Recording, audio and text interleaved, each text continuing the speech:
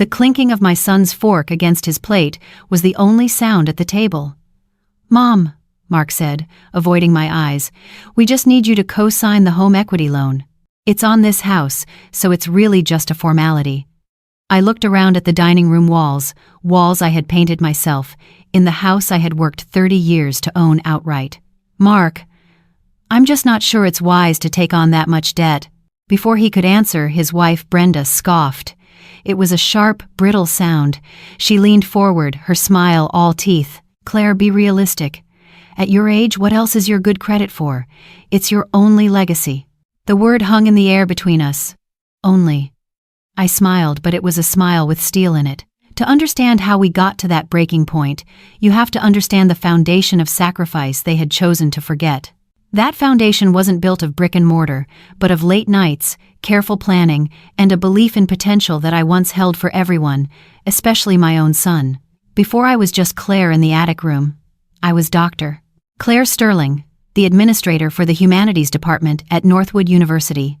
My office overlooked the main quad, and through that window, I watched generations of students chase frisbees, cram for finals under century-old oak trees, and walk across a stage to a future they had earned.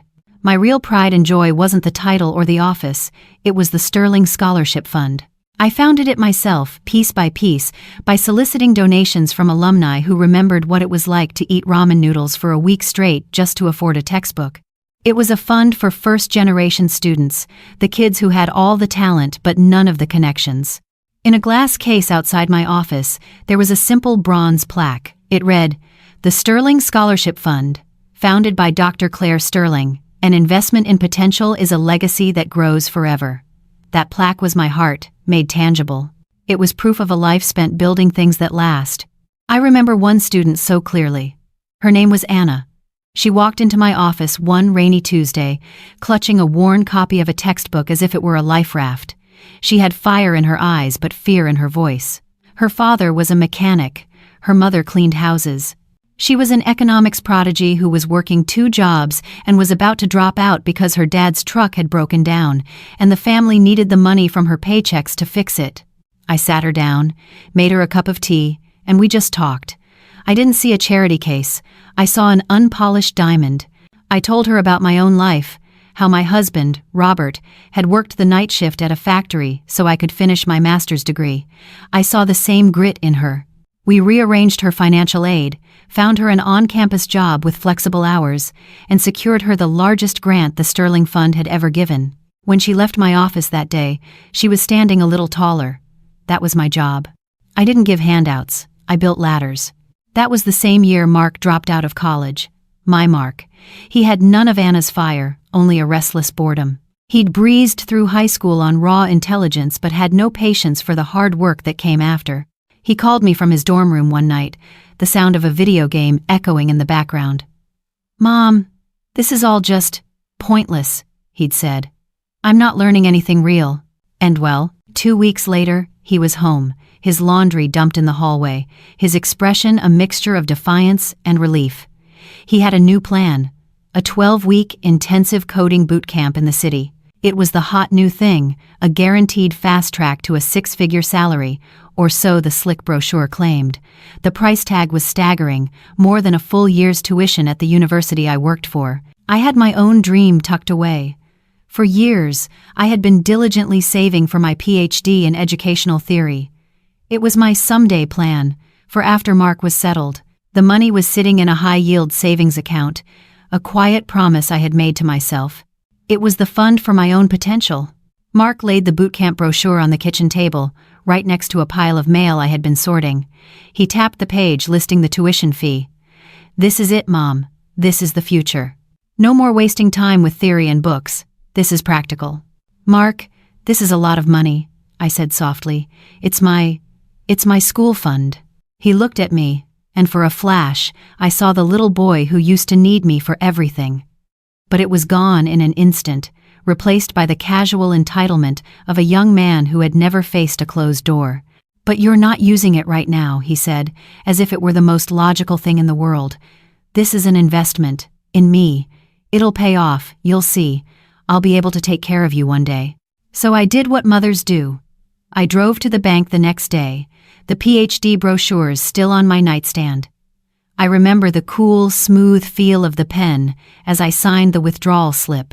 The teller, a kind woman who knew me by name, raised her eyebrows at the amount. "A big trip, Dr. Sterling?" she'd asked with a smile. "Something like that," I'd replied, my own smile feeling thin. "An investment." I handed that check to Mark. There was no grand moment of gratitude, no tearful promise to make me proud. He just took it, a quick, "Thanks, Mom," and a hug that felt more like a formality. He was already looking past me, toward the future he believed he was owed. I watched him go, and I told myself it was the right thing to do. I told myself I was investing in my son's future, my only son. I was raising a man who, one day, would understand the weight of that sacrifice. I was building my real legacy. I just didn't realize at the time that some foundations are built on sand, and the first cracks in that sandy foundation appeared not with a bang, but with the quiet scrape of a cardboard box. It started a year after I retired. Mark and Brenda had to move in with me. Her much-hyped tech startup had folded spectacularly, leaving them with a mountain of debt and a lease they couldn't afford. At first, I was genuinely happy. The house had been so quiet since Robert passed. I imagined Sunday dinners again, the sound of laughter in the halls, my granddaughter Maya playing in the backyard. I thought I was getting my family back. What I was really doing was signing my own eviction notice. Brenda called it reorganizing. She had an eye for what she called a clean, minimalist aesthetic, which I soon learned was a fancy term for erasing any trace of my existence. The first casualty was my antique tea set. It had belonged to my grandmother, each cup a delicate, paper-thin piece of porcelain painted with tiny violets. It had survived 2 world wars and 3 generations of clumsy children. It sat in the glass-fronted hutch in the dining room, a silent testament to the women in my family. One afternoon, I came downstairs to find the hutch empty. Panic, cold and sharp, seized my chest.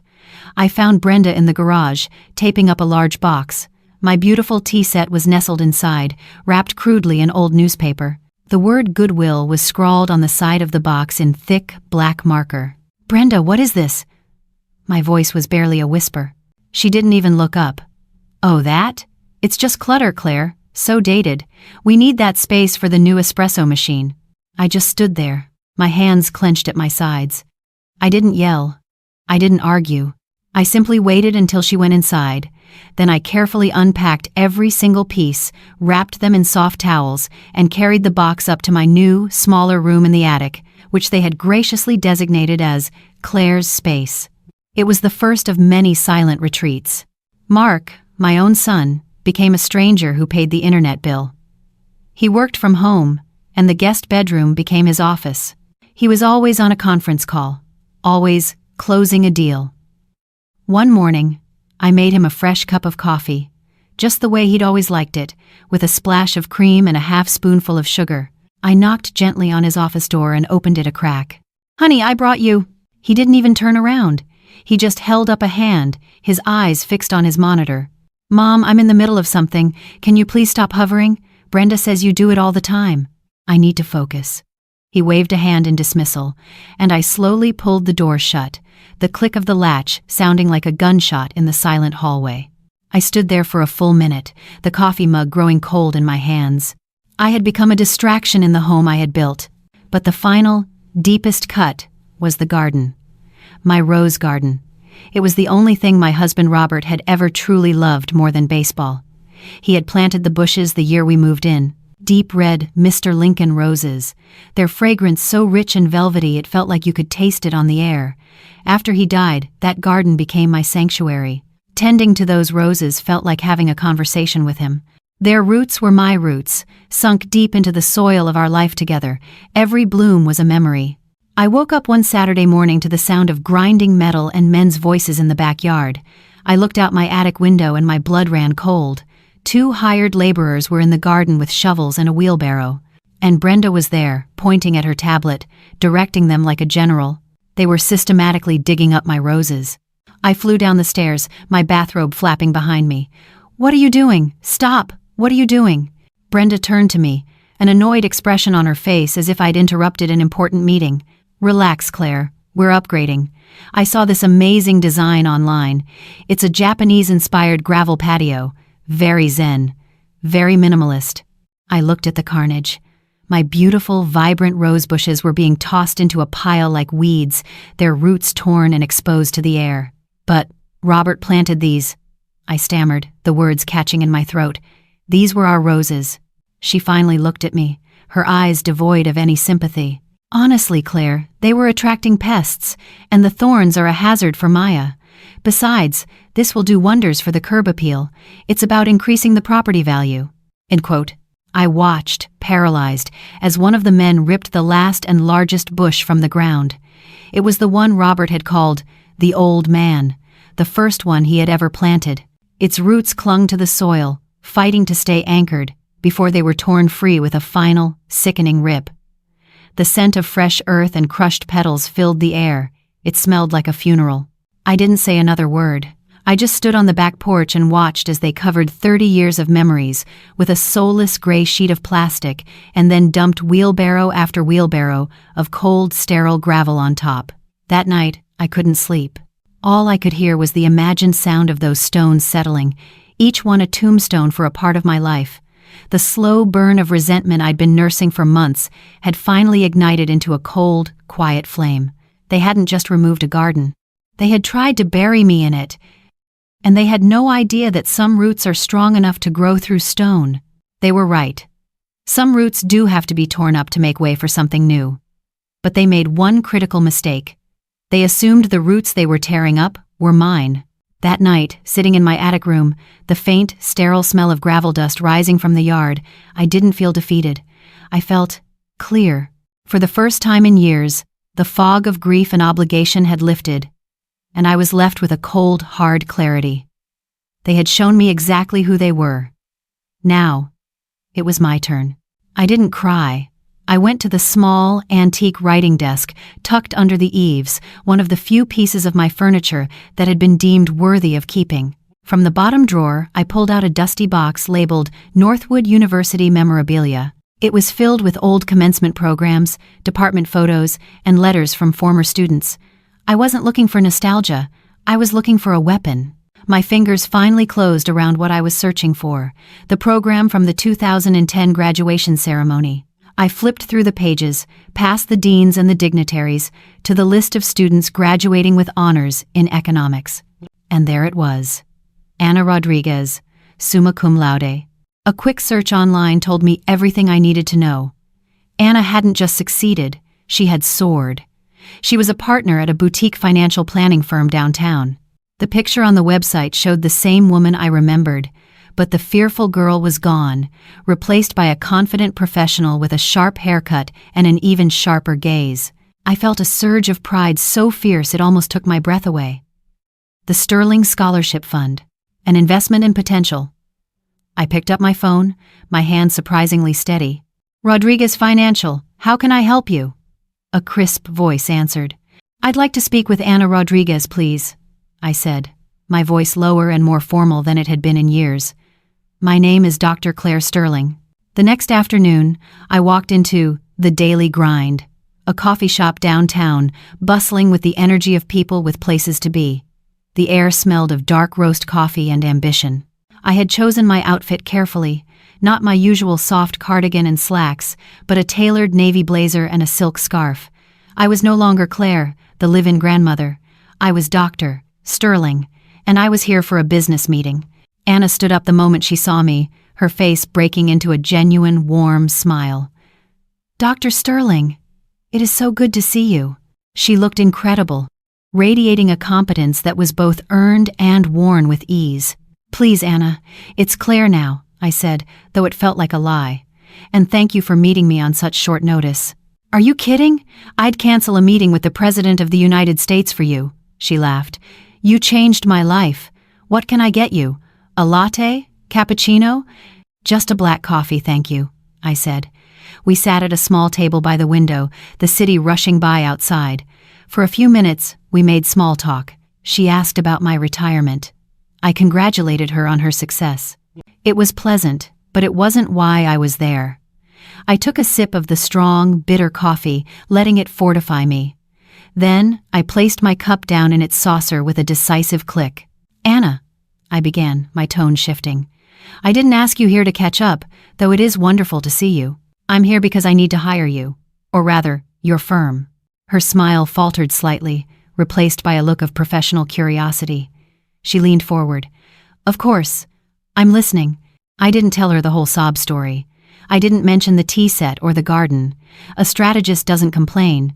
A strategist outlines the facts. "I am in a living situation that is no longer tenable," I said, my voice even and measured. "My primary asset is my home, which is fully paid off. I also have a university pension and a modest investment portfolio that my son and his wife are unaware of. They have made it clear they view my assets as their future inheritance and, more pressingly, their current capital. They believe I am a dependent. This belief is a liability I intend to correct." Anna listened without interruption, her expression becoming sharper, more focused with every word. The friendly former student was gone, replaced by the financial planner. She saw the chessboard. From my briefcase, I pulled out a crisp manila folder and slid it across the table. It landed between our coffee cups with a soft, definitive thud. This folder contains copies of the deed to my house, my investment statements, my pension details, and my will. I have 3 objectives. First, I need you to help me establish a non-profit LLC. We can call it the Empty Nest Education Foundation. Second, I need you to begin the process of liquidating my stock portfolio and transferring the capital into the foundation's endowment. Third, I need you to draw up an irrevocable trust for my granddaughter, Maya, to be funded by my life insurance policy and a portion of the pension. I leaned back, my part said. I watched her as she opened the folder. Her eyes scanned the documents, her brow furrowed in concentration. She looked up at me, a slow, brilliant smile spreading across her face. It was a smile of pure, unadulterated admiration. She didn't see a sad old woman. She saw the brilliant, strategic administrator who had once mentored her. She saw the architect of the Sterling Fund. "Dr. Sterling," she said, her voice full of a newfound respect. "This is a brilliant structure, airtight. When do we start?"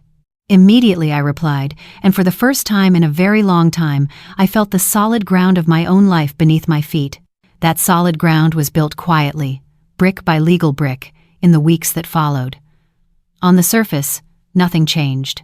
I still made pancakes for Maya in the mornings, still folded Mark's laundry, still endured Brenda's passive-aggressive comments about the dust on the bookshelves. I was a ghost in my own home, a silent, accommodating presence. They saw what they wanted to see.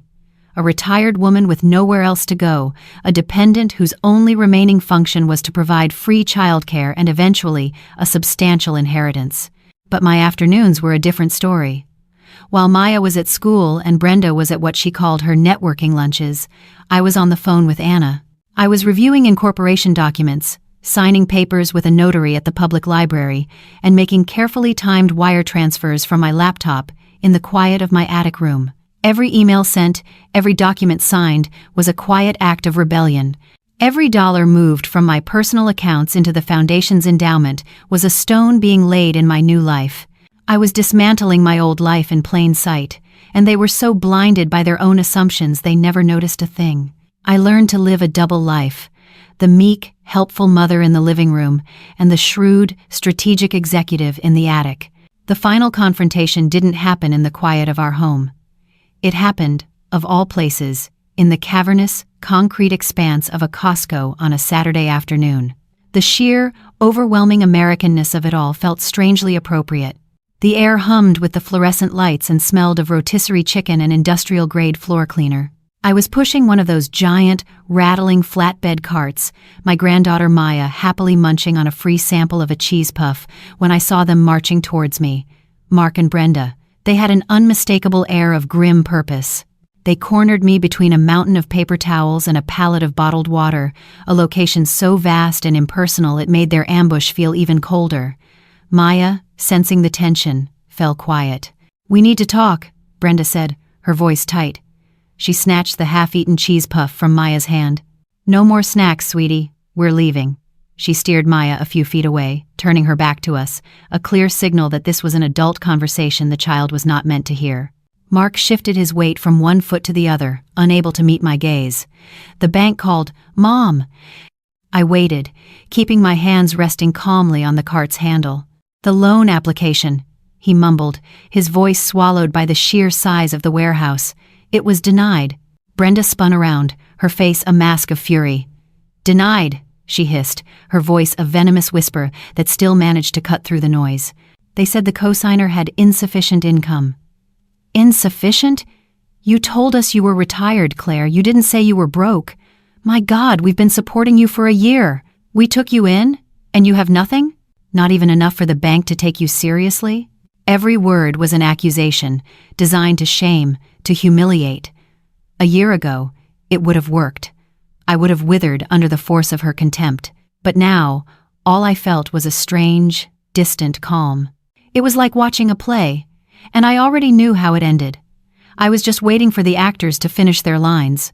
Mark put a hand on her arm. "Brenda, easy." He turned to me, his expression a pathetic attempt at sorrowful resolve. "Mom, look, this is hard for everyone, but Brenda's new startup needs the capital. It's a sure thing, but we need to get in on the ground floor. It's our only option." He finally looked at me, his eyes pleading. "We have to sell the house." There it was. The end game. The final, brutal transaction. My home, my life's work, my husband's memory, all reduced to seed money for another one of Brenda's doomed ventures. I said nothing. I just looked at him, at the son I had sacrificed my own dreams for, and I felt a profound and bottomless sadness. Brenda saw my silence as weakness, a sign that I was beaten. She moved in for the final blow. "And don't worry, we've already looked into places for you," she said, her voice dripping with false concern. "There's that new Golden Sunset assisted living community over by the highway. It's brand new. We drove by. It looks clean. It'll be perfect for you. You can make friends your own age." They stood there, waiting for me to cry, to beg, to argue. They expected me to fall apart. Instead, I reached into my cart, picked up a family-sized pack of dish soap, and placed it next to the paper towels. I looked from my son to his wife, then back to my son.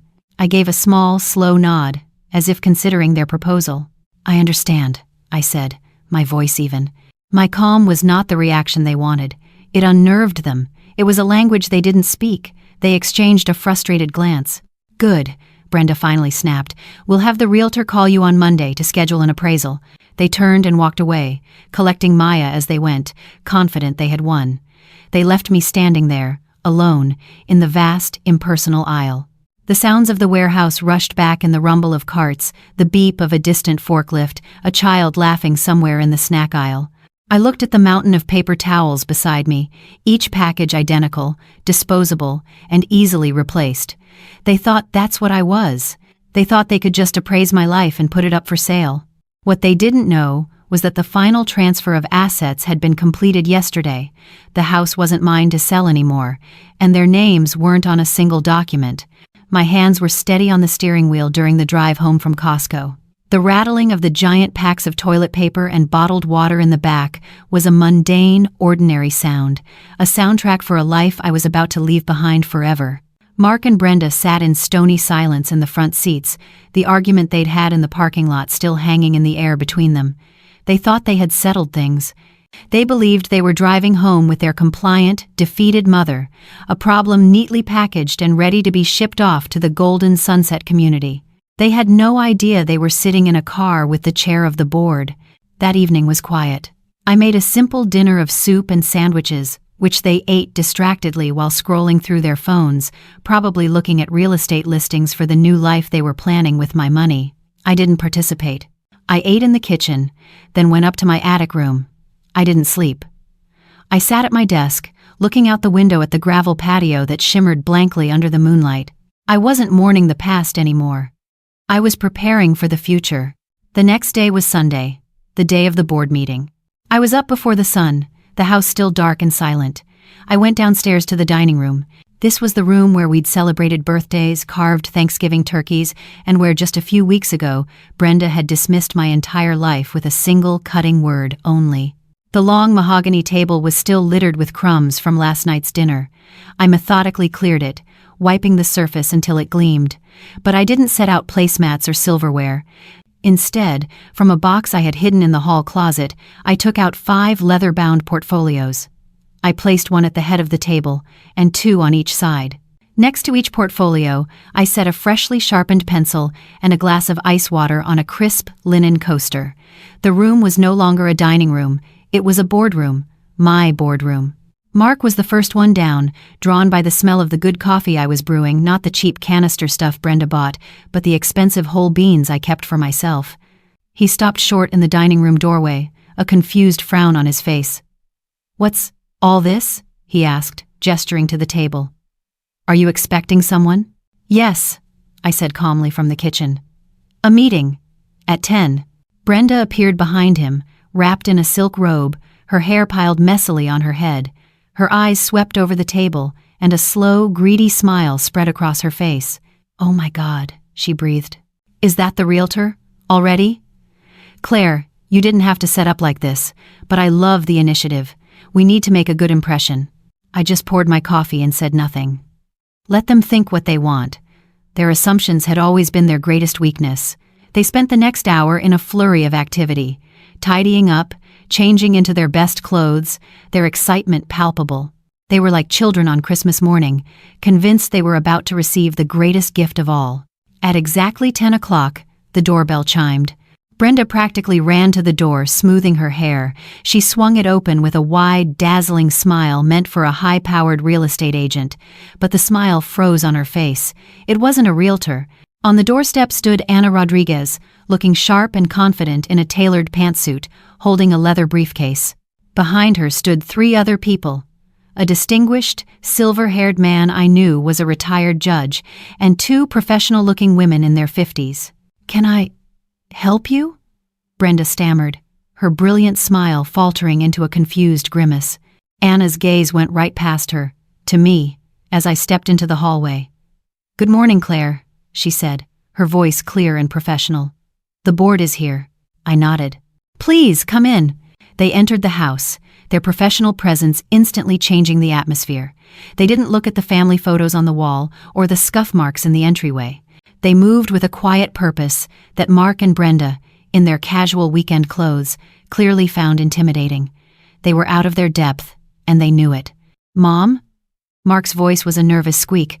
"Who are these people?" I didn't answer him directly. I gestured towards the dining room. "Please, everyone, have a seat." I took my place at the head of the table, in the chair that used to be Robert's. The board members sat down, opened their portfolios, and looked at me, waiting. It was a feeling I hadn't had in years, but one I recognized instantly: respect. Mark and Brenda hovered in the doorway, their faces a mixture of confusion and dawning horror. They looked at the strangers sitting at their dining room table, then at me, the quiet old woman they thought they had figured out. They were finally beginning to understand that they hadn't the faintest idea who I really was. I picked up my pen, the cool, solid weight of it familiar in my hand. I looked down the long, polished table, at the serious, intelligent faces looking back at me. Then I looked at my son and his wife, still frozen in the doorway. "Mark, Brenda," I said, my voice perfectly level, carrying the authority of 1,000 meetings from a life they never bothered to ask about. "This is the board of directors for the Empty Nest Education Foundation. I'm the founder and chair. Perhaps you'd like to sit down. We have a few things to discuss." They didn't sit down. They stood there, rooted to the spot in the doorway, 2 statues of disbelief. The air in the room was thick with unspoken questions. The silver-haired judge on my right adjusted his glasses, looking from Mark and Brenda to me with a neutral, unreadable expression. Anna sat perfectly still, her hands folded on top of her portfolio. The silence was absolute, a heavy blanket smothering the comfortable Sunday morning quiet they were used to. I decided to begin. I looked directly at my son. "Mark," I said, my voice calm and even, a tone I hadn't used with him since he was a child in trouble. "For the last year, you and Brenda have operated under a series of assumptions. You assumed my life had ended when I retired. You assumed my only remaining value was in the equity of this house. And you assumed I was your dependent. None of those assumptions are correct." Brenda's mouth opened, a sharp retort already forming on her lips, but I held up a single hand, a small, quiet gesture that stopped her cold. I did not raise my voice. I did not need to. My authority was now absolute. I had the room. I haven't been retired, Mark, I continued, letting my gaze drift over the board members before settling back on him. I've been working. I established this foundation to carry on the work I did at the university, providing opportunities for those who've earned them. You remember the Sterling Scholarship Fund? This is its next chapter. It's a legacy. But a legacy isn't something you inherit. It's something you build. I paused, letting the words sink in. Mark's face was pale, a canvas of dawning comprehension. Brenda was vibrating with a furious, confused energy. She still thought this was some kind of elaborate bluff. That's very noble, Claire, Brenda finally managed to say, her voice tight with sarcasm. But I don't see what your little charity project has to do with us needing to sell the house. That's the thing, Brenda, I said, turning my full attention to her for the first time. You don't need to worry about selling the house, because it no longer belongs to me. The color drained from her face. Mark took a half step forward, his hand gripping the doorframe for support. What are you talking about, Mom? I gestured around the room with an open palm. This house, the place Robert and I built our lives, was donated to the Empty Nest Education Foundation last Tuesday. The deed was transferred, the paperwork filed. It's no longer a private residence. It is now the Foundation's first scholar-in-residence home, a place for a deserving recipient to live, rent-free, while they finish their degree. Brenda let out a sound, a choked, disbelieving gasp. You can't do that. It's our inheritance. It's Mark's inheritance. The retired judge on my right cleared his throat softly. Actually, ma'am, he said, his voice a deep, calm baritone. Under state law, a person of sound mind is free to dispose of their assets in any way they see fit. The paperwork is impeccable. I let his words hang in the air for a moment before continuing. And it's not just the house, I said, my voice dropping a little, delivering the final crushing blows. My university pension, which you never asked about, and my private investment portfolio, which you never knew existed, have all been liquidated. The capital now forms the Foundation's permanent endowment. End quote. Stick-stid-id-id offist. I leaned forward slightly, my hands flat on the gleaming table. Which brings me to your loan application. You were right, Brenda. The bank denied it due to insufficient cosigner income. What you failed to understand was that my income wasn't insufficient. It was simply no longer mine. It had all been transferred. My new official salary as the chair of this board, however. I glanced at Anna, who gave a tiny, almost imperceptible nod. Is more than both of your salaries combined. But of course, those are my earnings, not yours. The silence that followed was deafening. It was the sound of a world ending. Brenda's carefully constructed facade of control and superiority shattered into a million pieces. Her face crumpled, the mask of the savvy entrepreneur replaced by the raw, ugly face of thwarted greed. Mark looked utterly broken. He wasn't just losing a house, he was realizing, in that one horrific moment, the sheer scale of his miscalculation. He had traded his mother for a number on a bank statement, and now he had neither. I stood up, the legs of my chair making a soft scraping sound on the hardwood floor. It felt like the end of a long, long performance. The Foundation's first scholar, a very promising young woman, will be moving in on the 1st of the month. I looked from Mark's shattered face to Brenda's trembling rage. My voice was quiet, but every word was a steel door slamming shut. You have 30 days to vacate the premises. The board members filed out as quietly as they had arrived, their briefcases clicking shut with sounds of finality. Anna was the last to leave. She paused at the door and gave my hand a quick, firm squeeze. It wasn't a gesture of pity, it was a salute from one professional to another. Then she was gone, and I was left alone in the dining room with my son and his wife. The silence they left behind was louder than any argument. It was the sound of a future being erased, of a carefully constructed reality collapsing into dust. Brenda was the first to move.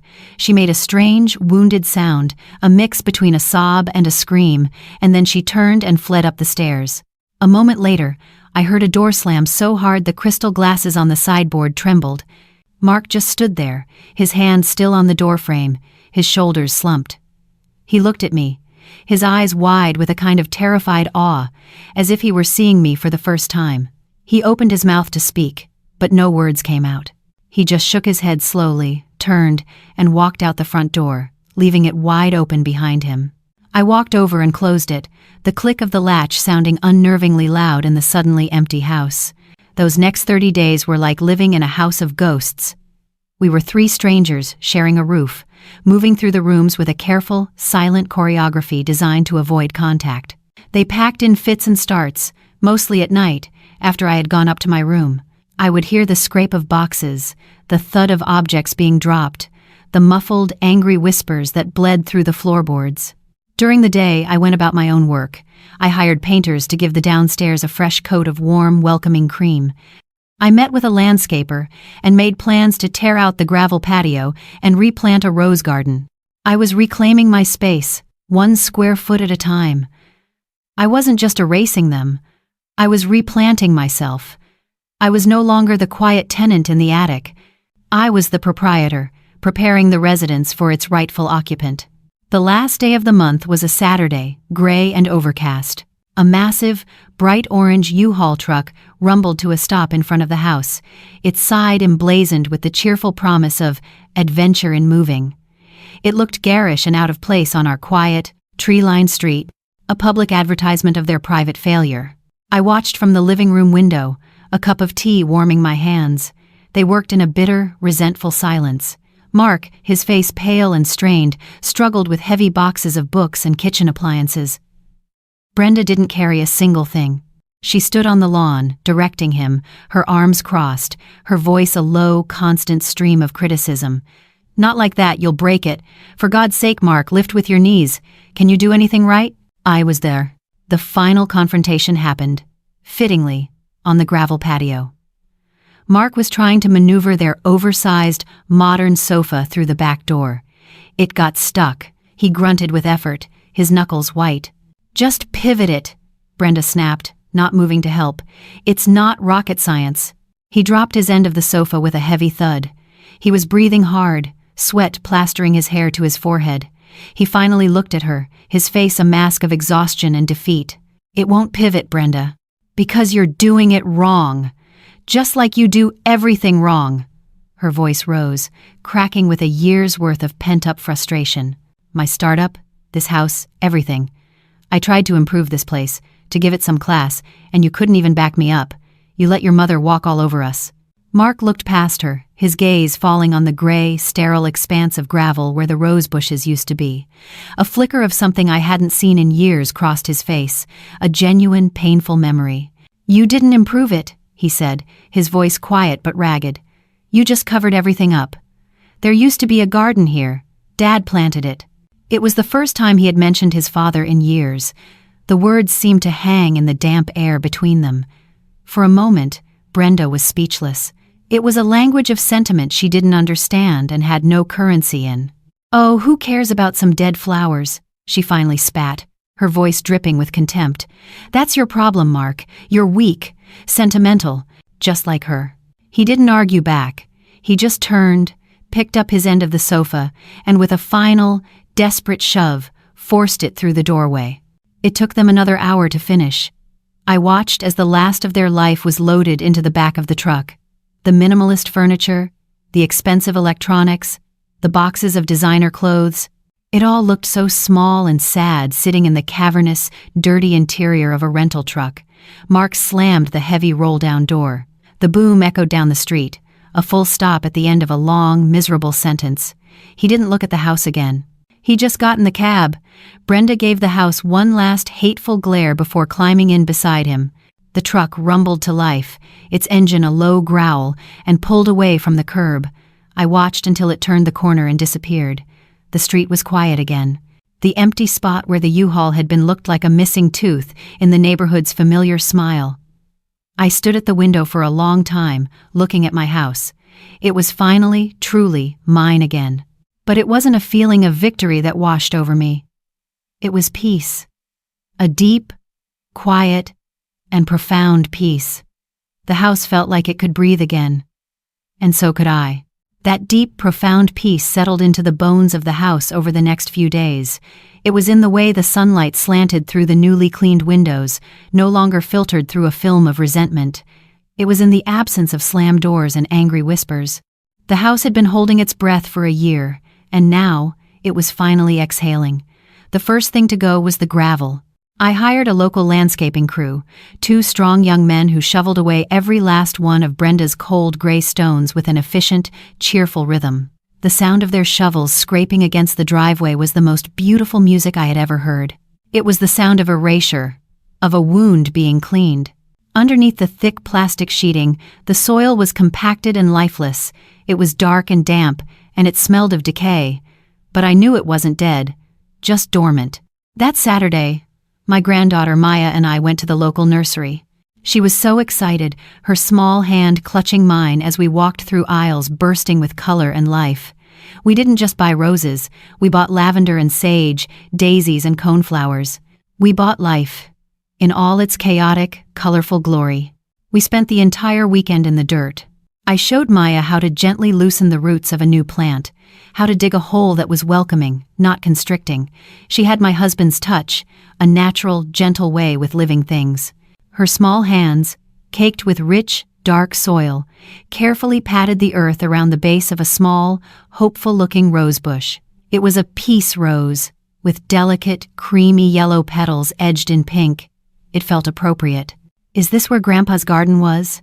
she asked, her voice soft. "It is, sweetie," I said, my own voice thick with emotion. "And now it's our garden too." We worked side by side, a silent, comfortable team. We weren't just planting flowers. We were reclaiming a piece of our family's soul. With every plant we put in the ground, we were pushing back against the sterile minimalism that had tried to suffocate us. We were choosing life. By Sunday evening, the gray, barren patio was gone, replaced by a nascent garden, a patchwork of green leaves and hopeful buds. The air smelled of soil and promise. The first of the month arrived on a bright, sunny Tuesday. The house was spotless.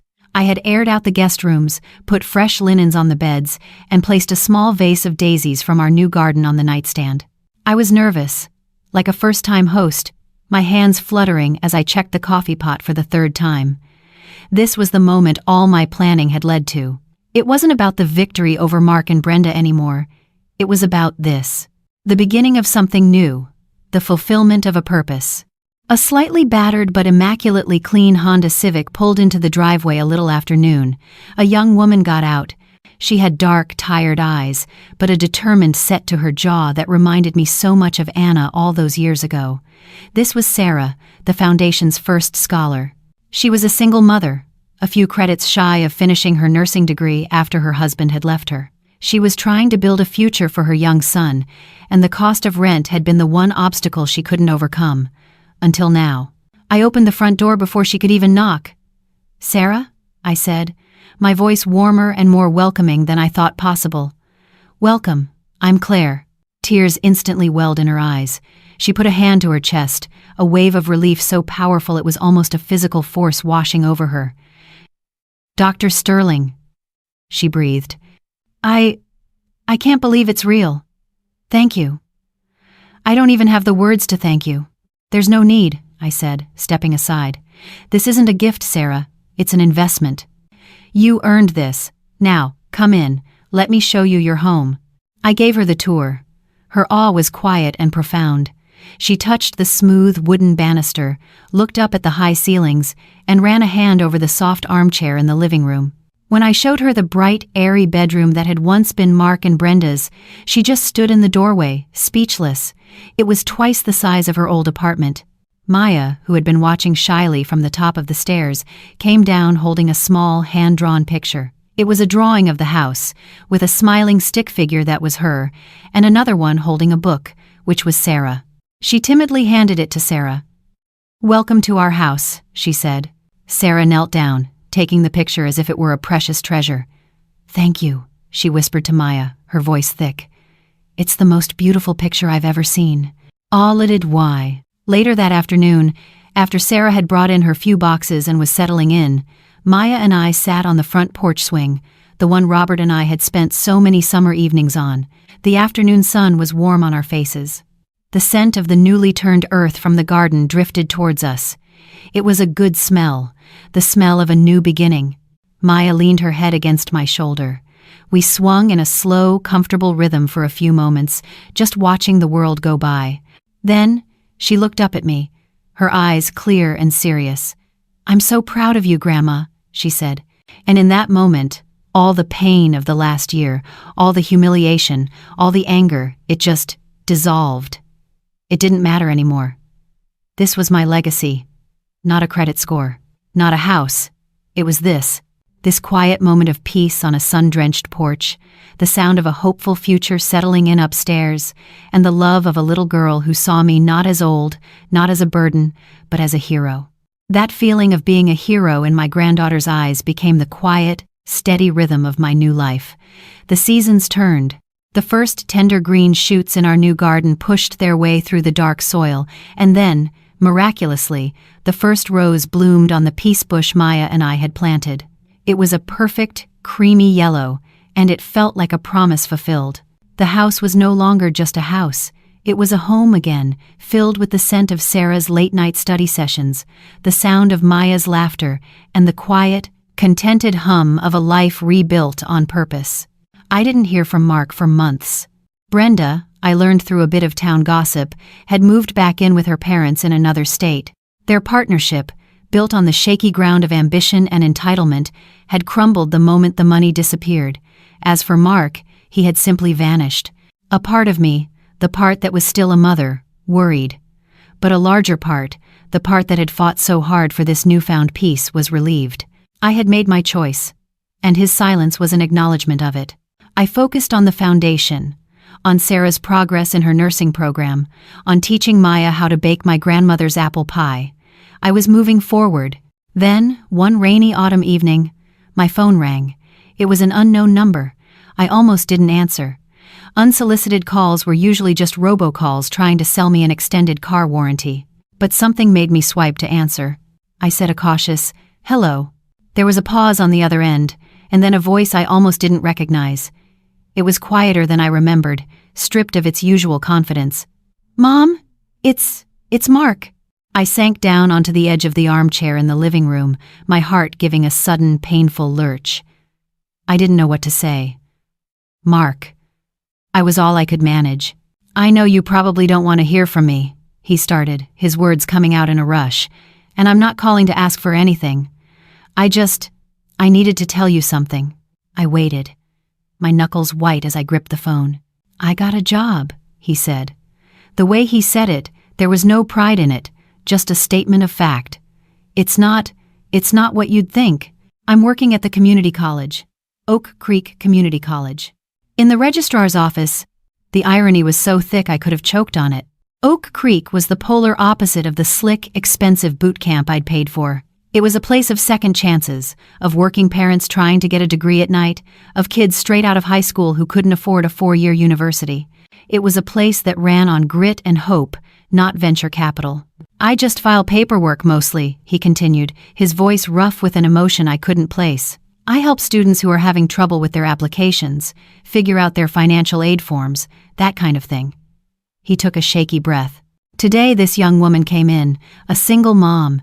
She was trying to register for a phlebotomy course, but her financial aid hadn't gone through, and she was short on the tuition by $200.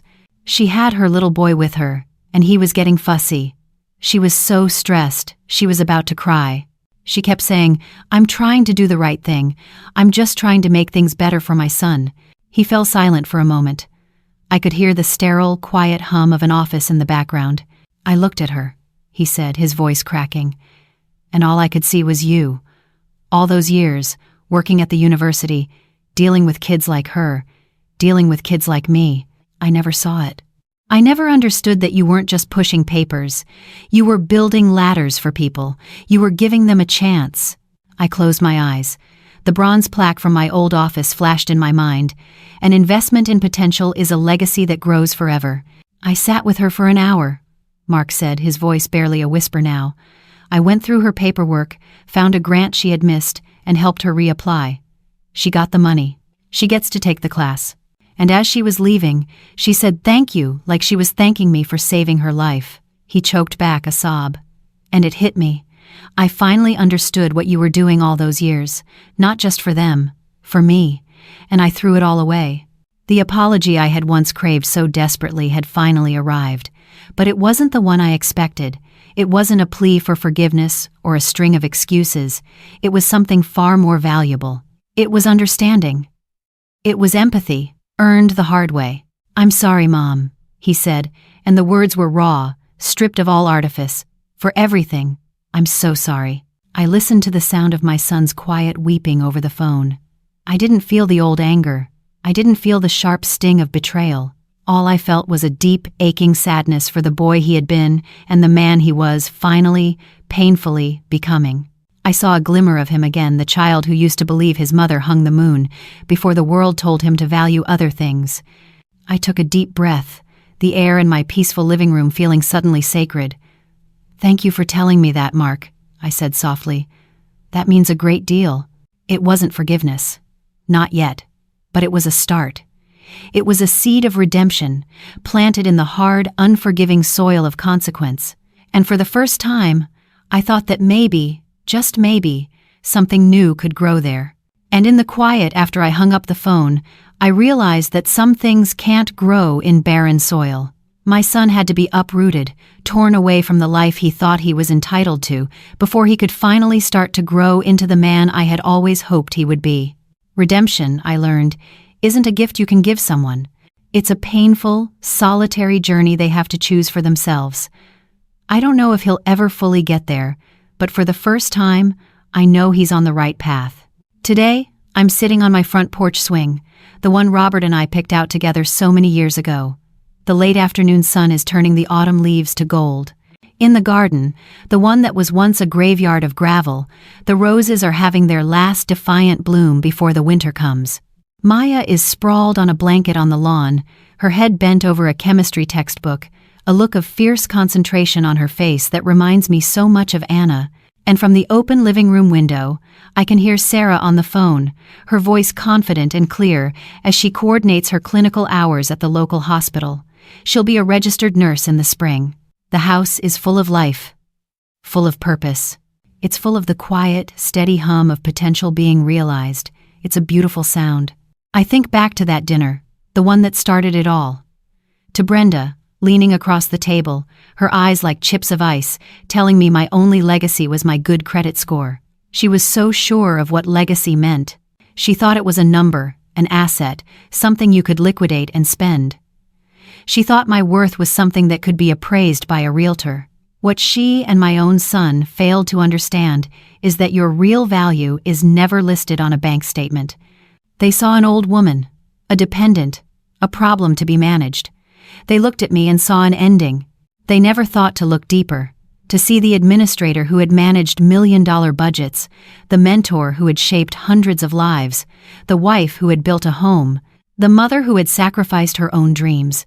They forgot that the quietest people in the room are often the ones who are thinking the most, observing, and planning. They forgot that a lifetime of experience isn't a liability, it's an arsenal. My legacy isn't this house, it's the life that fills it. It's in the confident set of Sarah's shoulders as she prepares to save lives. It's in the fierce intelligence shining in my granddaughter's eyes. It's in the quiet hope I heard in my son's voice, the first fragile sprout of empathy growing in the wreckage of his own making. My real legacy is the same one it has always been, the one written on a bronze plaque I left behind at a university years ago. An investment in potential is a legacy that grows forever. They tried to bury my story under a pile of cold, sterile rocks, but they didn't realize they were just planting a seed. So let me ask you, if the world looks at you and sees only an ending, a liability, a problem to be solved, do you have the courage to show them they are looking at the wrong chapter? Do you have the strength to pick up the pen and write a new beginning for yourself? If this story resonated with you, please share your thoughts in the comments below. We read every one. And for more stories about finding the strength to rewrite your own life, don't forget to like this video and subscribe to the channel. Thank you for listening.